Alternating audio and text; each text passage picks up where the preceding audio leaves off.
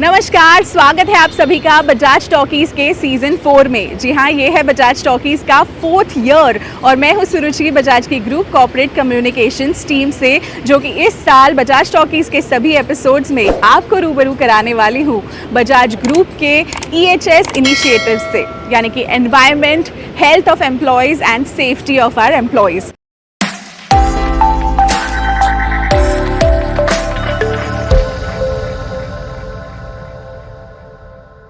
तो चलिए आज के इस एपिसोड की शुरुआत करते हैं हमारे पलिया बजाज शुगर यूनिट के हेड श्री OP चौहान जी से, जो खुद काफ़ी सालों से योगा को फॉलो कर रहे हैं और यूनिट में करीब 1000 एम्प्लॉयज़ के साथ उन्हें प्रेरित कर रहे हैं कि वो अपने दिन की शुरुआत योगा से करें। And we thought what better day to start this episode with our international yoga day celebrations. So let's take a look. योग और प्राणायाम तो आज के समय में बहुत ही जरूरी हो गया है, तो हम यहाँ पे लोगों को योग कराते हैं और लोग योग करते हैं क्योंकि शरीर को स्वस्थ रखना बहुत जरूरी है। योग का जो मुख्य उद्देश्य है वो बॉडी, माइंड और सोल, इन तीनों का अलाइनमेंट है। और उसके अलावा जो ये भौतिक रूप से है, वैसे जो अपने चित्त की वृत्तियां हैं उसमें अनावश्यक जो चीजें हैं वो वृत्तियां, उनका निरोध करना है, यानी योगा चित्त वृत्ति निरोधः। हमारा जो योग है उसमें चित्त की वृत्तियों का निरोध होता है, उनको रोकना होता है, जो अनावश्यक चीज होती है उनको रोकना होता है। सबसे पहले तो हमें जो योगिक जॉगिंग क्रियाएं हैं, 10-12 तरह की योगिक क्रियाएं करनी पड़ेंगी। बॉडी को वार्म अप करना होता है उसमें, और उन क्रियाओं से बॉडी हमारी वार्म अप हो जाती है। और शरीर के जितने भी ज्वाइंट होते हैं उन ज्वाइंट को हमें तरह तरह से घुमाना पड़ता है जिससे कि उसमें मोबिलिटी आ जाए। तो इस तरह ये 10 से 12 मिनट का हमारा ये एक्सरसाइज होता है। 10 से 12 मिनट के बाद फिर हम कुछ आसन करते हैं। आसन का मतलब है आसान होना, यानी बॉडी को आसान करना, बॉडी को सरल करना। बॉडी को हम आसन के माध्यम से सरल करते हैं। तो उसमें 3 प्रकार के आसन होते हैं। एक तो बैठकर करने वाले आसन होते हैं, दूसरा पीठ के बल लेटने वाले आसन होते हैं, और तीसरा हम पेट के बल जब लेट जाते हैं उस तरह के कुछ आसन होते हैं। तो जो हमारे बैठकर करने वाले आसन हैं उसमें वज्र आसन है, मंडूक आसन है, शशक आसन है, गोमुख आसन है। तो ये जो आसन है ये हमारे बैठ के करने वाले आसन है। इसी तरह जब हम पीठ के बल लेट जाते हैं तो पीठ के बल लेट कर जो हम आसन करते हैं तो उत्तान पाद आसन करते हैं, सर्वांग आसन करते हैं, और वक्र आसन करते हैं, चक्र आसन करते हैं। तो ये कुछ आसन है जो हम सीधे लेट कर करते हैं। और जो हम पेट के बल उल्टे लेट कर जो आसन करते हैं उसमें मकर आसन है, भुजंग आसन है और शलभ आसन। पहले बॉडी को हम साधते हैं। जब बॉडी हमारी सध जाती है तब हम उसके बाद प्राणायाम करते हैं। तो जो प्राणायाम है, प्राणायाम का मतलब है प्राण माने वायु, यानी वायु का लेना और वायु का छोड़ना, उससे ही हमारा जीवन चल रहा है।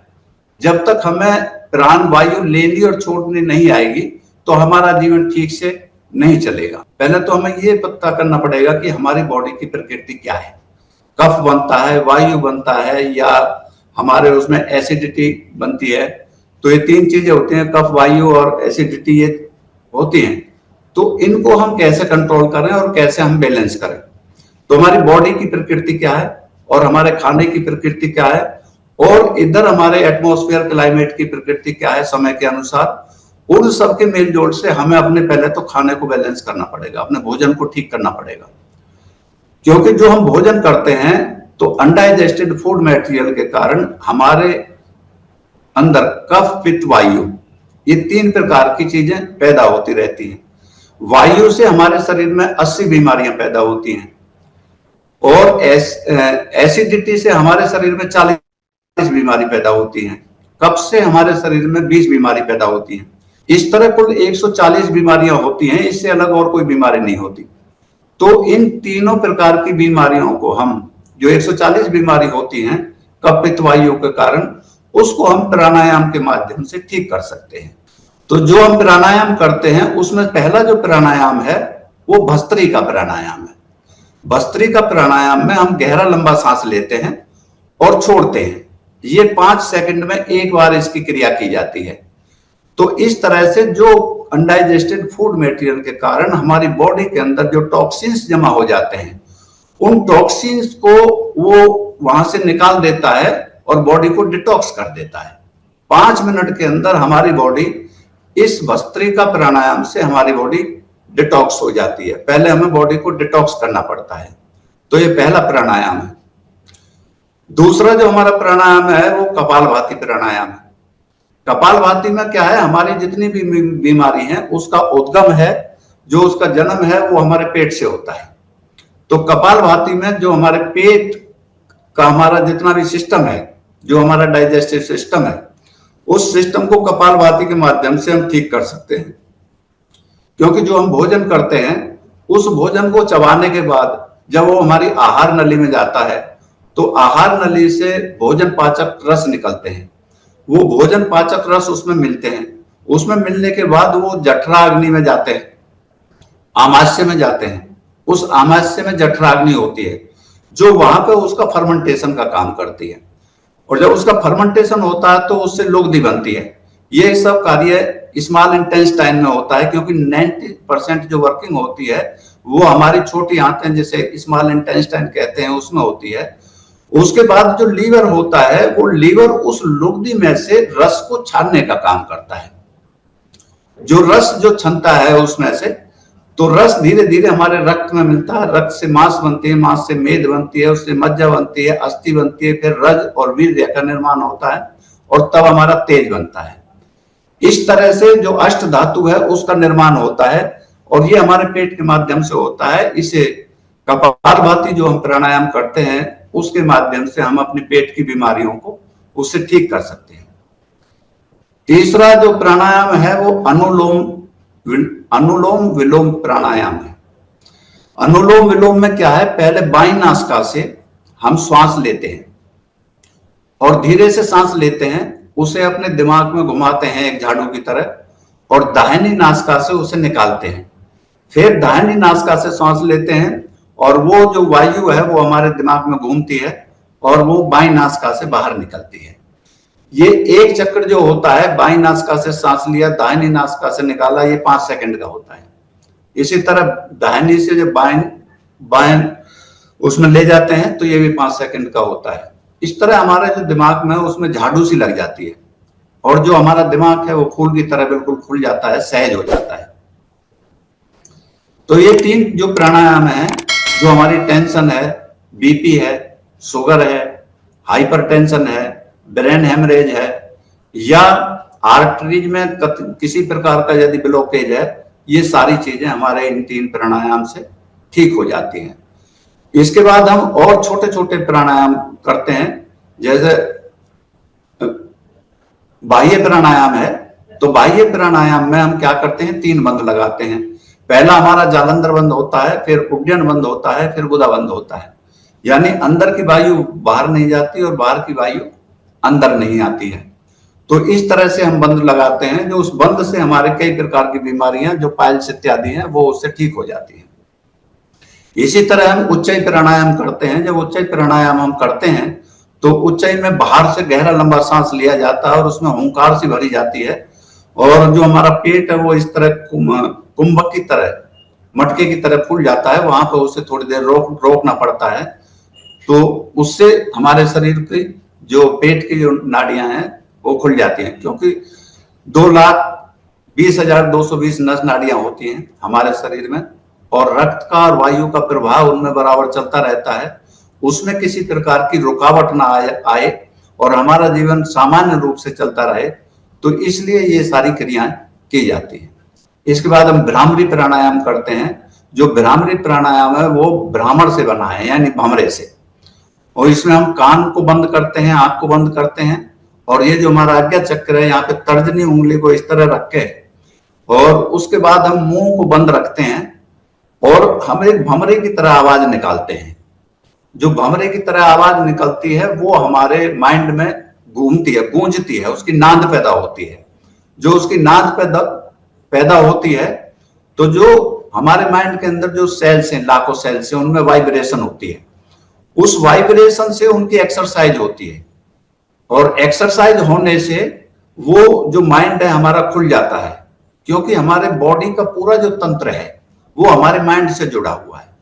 और जब माइंड हमारा बिल्कुल फ्रेश हो जाता है उससे, तो हमारी बॉडी ठीक से काम करती है। और जो अंतिम जो 7वां प्राणायाम है वो हमारा उद्गीत है। उद्गीत मतलब ओम का उच्चारण। तो हम गहरा लंबा सांस लेकर ओम का उच्चारण करते हैं। ये ओम का उच्चारण जो हम करते हैं, क्योंकि ये ओम है, ओम में ब्रह्मा विष्णु महेश तीनों चीजें होती हैं। ब्रह्मा से क्योंकि उत्पत्ति होती है, जब हम ओम बोलते हैं तो हमारा जो नाभि कमल है वो अंदर की तरफ जाता है, और जो हमारा हृदय है वहां पे वो वास करता है। इस तरह से हम ओम का उच्चारण करते हैं, और पूरी बॉडी का जितना तंत्र है उस बॉडी की पूरी शक्ति को हम अपने आज्ञा चक्र के बीच में, जो दोनों भौं के बीच का जो चक्र है, यहाँ पे ले आते हैं, और यहाँ पर हम अपना ध्यान लगाते हैं।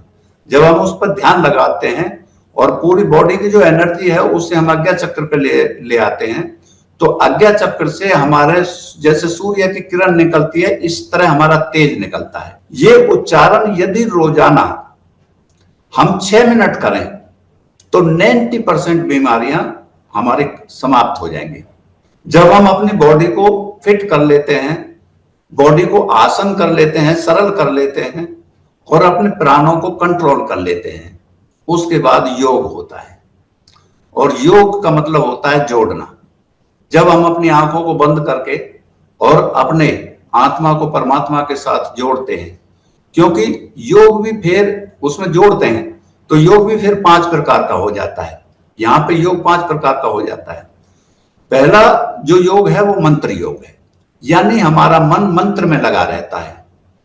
दूसरा जो योग है वो स्पर्श योग है। स्पर्श योग में यानी हमारा जो प्राण है, जो प्राण वायु है, वहां पर हमारा संबंध होता है, तो मन से वो संबंध हट जाता है। फिर उसके बाद आता है भाव योग, यानी वो स्पर्श से भी हट जाता है और हम भाव में चले जाते हैं, हम किसी भी चीज के भाव में चले जाते हैं। और फिर चौथा योग है वो अभाव योग है। अभाव योग का मतलब है कि विश्व में जो भी चीज है वो अच्छी है या बुरी है, उनसे हम अभाव छोड़ देते हैं, अभाव उसमें अभाव आ जाता है। और जो 5वां योग है वो महायोग है। उस महायोग में हम अपनी आत्मा को परमात्मा के साथ जोड़ते हैं, यानी हम शिव तत्व हो जाते हैं। हमारी दिनचर्या ये रहती है, हम सुबह 5 बजे उठते हैं, 5 बजे उठ के 1 गिलास गर्म पानी पीते हैं, और गर्म पानी पीने के बाद फिर सही 5 मिनट बाद हम फ्रेश होने चले जाते हैं, और टूथ ब्रश वगैरह करके आधा घंटे में हम निवृत्त हो जाते हैं। फिर 10 से 15 मिनट में पीटी करता हूँ, 25 मिनट आसन करता हूँ, और 40 मिनट प्राणायाम करता हूँ। ये कार्य मेरा प्रतिदिन चलता है। व्यक्ति को रोजाना अरुणोदय में उठना चाहिए। अरुणोदय सूर्य उदय होने से पहले का समय होता है। 3 से जो 5 बजे का जो समय है वो ब्रह्म मुहूर्त होता है, और 5 बजे के बाद का जो समय है 6:30 बजे तक का, ये अरुणोदय होता है, और 6:30 बजे के बाद का जो समय है वो सूर्योदय होता है। हम सभी को अरुणोदय में ही उठना चाहिए, क्योंकि जब हम उठ जाते हैं और सूर्य की लालिमा उस समय आने वाली होती है, उससे ही हमारी बॉडी को एनर्जी मिलती है। यदि हम उस समय सोते रहते हैं तो हमारी बॉडी को एनर्जी नहीं मिलती है। सुबह और शाम को इवनिंग और मॉर्निंग वॉक भी करते हैं यहाँ पे लोग, तो वो सब लोग आपस में जुड़े रहते हैं। कॉलोनी है, कॉलोनी का जो कल्चर है, जो एटमॉस्फेयर है, जो एनवायरनमेंट है, वो अच्छा है। लोगों का आपस में मिलना जुलना है, एक दूसरे से अच्छी तरह रह रहे हैं। सीजन के दौरान मोर देन 1000 लोग यहाँ पर रहते हैं। बहुत लोगों के जीवन में फर्क पड़ा है। मैं तो इतना नहीं हूँ रामदेव की तरह, लेकिन हाँ, लोगों का बीपी ठीक हुआ है इससे, लोगों की शुगर भी ठीक हुई है। टेंशन में जो रहते हैं लोगों की टेंशन भी ठीक हुई है, उनकी टेंशन नहीं है उनको किसी प्रकार की।